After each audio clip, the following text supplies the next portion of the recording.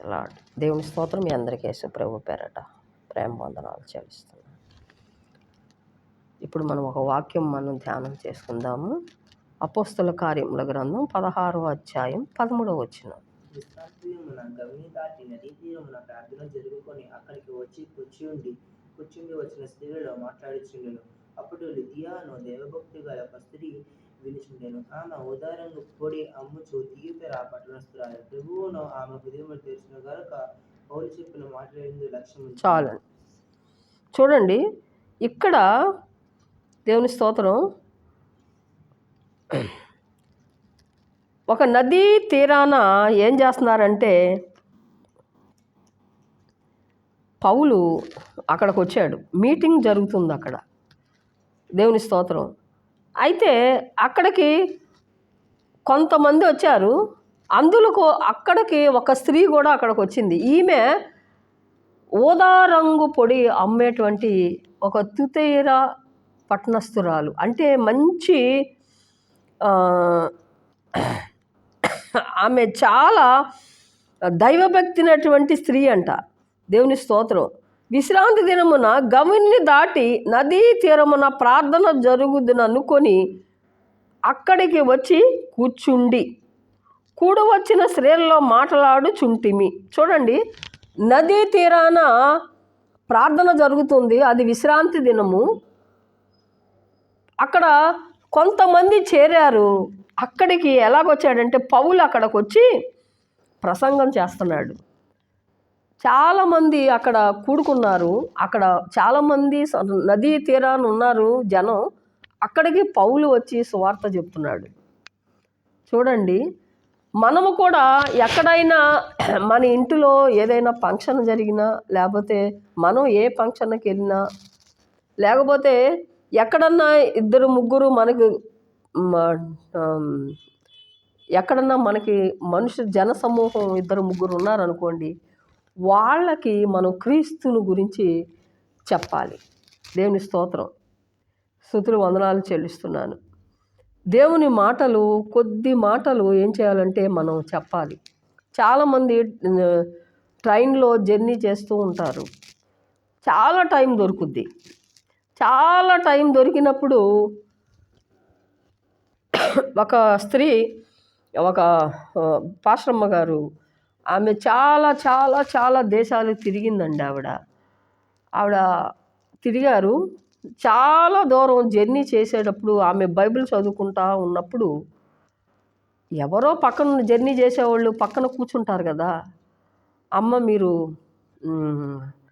ప్రార్థనకి వెళ్తారా? ఆ బైబిల్ చదివే విధానం చూసి, లేకపోతే కడపత్రికలు, లేకపోతే ఆ యొక్క పుస్తకాలు, బైబిల్కి సంబంధించిన పుస్తకాలు అది చదవటం ఆ పక్కన ఉన్న వాళ్ళు చూసి మీరు ప్రార్థనకి వెళ్తారా అని ఆ భోగిలో ఉన్నవారు అడిగినప్పుడు, ఇంకా అదే సందని వాళ్ళకి సువార్త ప్రకటించిన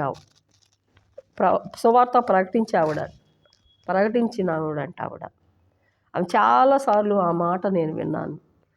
చూసారా, మనం ప్రయాణమే వెళుతున్నప్పుడు మన క్రియలను చూసి వీళ్ళు దేవుని పిల్లలా, దేవుణ్ణి ఎరిగిన వారా, ఇంకా వాళ్ళు ఏదన్నా అనుకొని వారు ఏదైనా ఆ మాట మాట్లాడినప్పుడు మనము ఏం చేయాలంటే అదరక బెదరక క్రీస్తును గూర్చినటువంటి రక్షణ మనం చెప్పాలి. దేవుని స్తోత్రం. ఎందుకనంటే ఈ పౌలు నదీ తీరాన కూర్చున్నారు. చాలామంది నదీ తీరాన కూర్చున్నారు ఆ చల్లగాలికి. ఈ పౌలు అక్కడికి వచ్చాడు, బోధిస్తున్నాడు, క్రీస్తును గూర్చి బోధిస్తున్నాడు, క్రీస్తును హైట్ చేస్తున్నాడు. అందులోకి ఈ లూదియా అనేటువంటి దైవభక్తి కలిగినటువంటి ఒక స్త్రీ వినుచుండెను. ఆమె ఓదారంగు పొడిని అమ్ము తూతోయేరా పట్టణస్థురాలు. ప్రభు, దేవుని స్తోత్రం, ఆమె హృదయము తెరిచెను. దేవుని స్తోత్రం. ఈమె దైవభక్తి కలిగినటువంటి స్త్రీ అంట. దేవుని స్తోత్రం. ఆమె మంచి వ్యాపారవేత్త అని పెద్దలు చెప్తారండి. ఈ స్టోరీ ఏంటంటే, పెద్దలు బైబిల్ పండితులు చెప్పుచున్న మాట ఏంటంటే, ఈమె మంచి వ్యాపారవేత్త అంట. ఈ ఊదా రంగు పొడి అమ్మేటువంటి ఆ, మ- అమ్మేటువంటి తూతైర పట్టణస్థురాలు. అంటే ఈమె మంచి వ్యాపారవేత్త అని మనకు తెలుసుకోవచ్చు.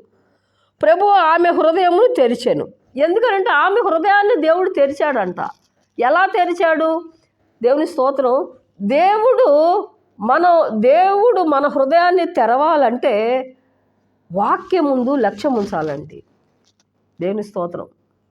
చాలామంది మందిరానికి వస్తారు కానీ వాక్యముపై లక్ష్యం ఉంచరు, దిక్కులు చూస్తూ ఉంటారు, లేకపోతే వెనకాల కూర్చొని జోకులు వేసుకుంటూ ఉంటారు, లేకపోతే ఎవరి కోసమో వస్తారు. దేవుని స్తోత్రం. లేకపోతే తండ్రి ఊరుకోవడను, తల్లి ఊరుకోవడను, లేకపోతే స్నేహితులు ఊరుకోరను, బంధువులు ఊరుకోరను, ఎవరి కోసమో వస్తారు. కానీ ఈమె అలా రాలా. ఈమె దైవభక్తి కలిగినటువంటి స్త్రీ అంట. పౌలు చెప్పేటువంటి ఆ బోధకు ఆమె వింటుందంట. మేము కూడా యేసు మార్గంలో మొట్టమొదటి దినాల్లో మేము ప్రభువు దగ్గరికి వెళుతున్నటువంటి ఆ కొత్తలో మా దైవజనుడు చెప్పుచున్న మాటలండి మేము ఇంకా అలాగే వింటూ ఉండేవాళ్ళం. దేవుని స్తోత్రం. మీకు ఒక రహస్యం చెప్పమంటారా? మన సేవకుడు, దేవుని స్తోత్రం, సంఘాల్లో సేవకుడు బోధ చేస్తున్నప్పుడు మీరు అటు ఇటు చూడకుండా ఆ బోధను మీరు క్యాచ్ చేశారనుకోండి, దేవుని స్తోత్రం, అలాగ మీరు చూస్తుంటే దేవుడు ఎవరైతే చూస్తున్నారో వారి హృదయాన్ని దేవుడు తెరుస్తాడు. దేవుని స్తోత్రం. అది ఒక మర్మమై ఉన్నది. దేవుని స్తోత్రం. చాలామంది మామూలుగా బోధ చేస్తుంటే సేవకులైనా సేవకురాండ్రైనా బోధ చేస్తున్నప్పుడు చెప్పేది వాళ్ళు కాదండి, దేవుడే, పరిశుద్ధాత్మ దేవుడే వారిలో ఉండి మాట్లాడినప్పుడు ఆ చెప్పుచున్న మాటలు మీరు క్యాచ్ చేసినట్టయితే ఆ మాటలు మీ హృదయములో చొచ్చి అది మన కీళ్లను విభజించి, దేవుని స్తోత్రం, మనల్ని ఏం చేస్తుందంటే పరిశుద్ధులుగా చేస్తుంది, నీతిమంతులుగా చేస్తుంది. దేవుని స్తోత్రం. స్తుతులు వందనాలు చెల్లిస్తున్నాను. ఎప్పుడైతే దేవుడు మీ హృదయాలు తెరవాలి అంటే వాక్యమందు లక్ష్యం ఉంచాలి. దేవుని స్తోత్రం. మన తలంపులు ఎక్కడెక్కడో పెట్టుకొని ఎవరి కోసమో వస్తే కార్యం జరగదండి. దేవుని స్తోత్రం. దేవుని కోసం వస్తున్నామని మనం రావాలి. మందిరంలోకి వచ్చి సేవకుడు చెప్పుచున్న మాట మీరు అలే పలంగా మీరు చూస్తూ ఉండండి. దేవుని స్తోత్రం. ఆ పరిశుద్ధాత్మ దేవుడు ఏం చేస్తాడంటే ఆ మాటలు ఇస్తూ ఉంటాడు. అప్పుడు మీ హృదయాలు తెరవబడతాయి. ఈ స్త్రీ దైవభక్తి కలిగినటువంటి స్త్రీ అంట. పౌలు చెప్పుచున్న బోధ యందు లక్ష్యం ఉంచిందంట. వెంటనే దేవుడు ఆమె హృదయాన్ని తెరిచాడు. దేవుని స్తోత్రం. మరి మీరు మందిరానికి వెళ్ళినప్పుడు వాక్యం మందు మీరు లక్ష్యం ఉంచినట్టయితే ప్రభు మీ హృదయాన్ని తెరుస్తాడు. ముఖ్యంగా యవ్వనస్తులు, దేవుని స్తోత్రం, వాళ్ళకున్నటువంటి యవ్వన బలాన్ని బట్టి మాటలు వినరండి, కానీ విన్నారో మీరు ధన్యులు. దేవుని స్తోత్రం. ఈమె దైవభక్తి కలిగినటువంటి స్త్రీ అంట. తర్వాత ఎప్పుడైతే పౌలు మాటలు ఆమెపై, ఆ పౌలు చెబుతున్న మాటల యందు, దేవుని మాటల యందు ఆమె లక్ష్యం ఉంచిందో ఆమె హృదయం తెరవబడింది.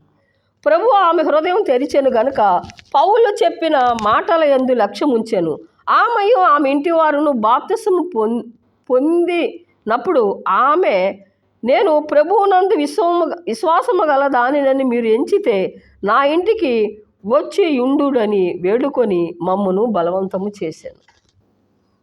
చూసారా? దేవుని స్తోత్రం.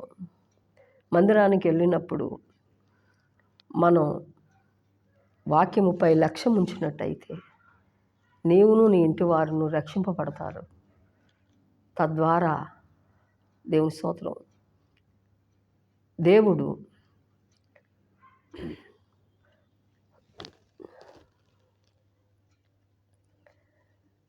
అన్ని విషయాల్లో మిమ్మల్ని వర్ధిల్ల చేస్తాడు. దేవుని స్తోత్రం.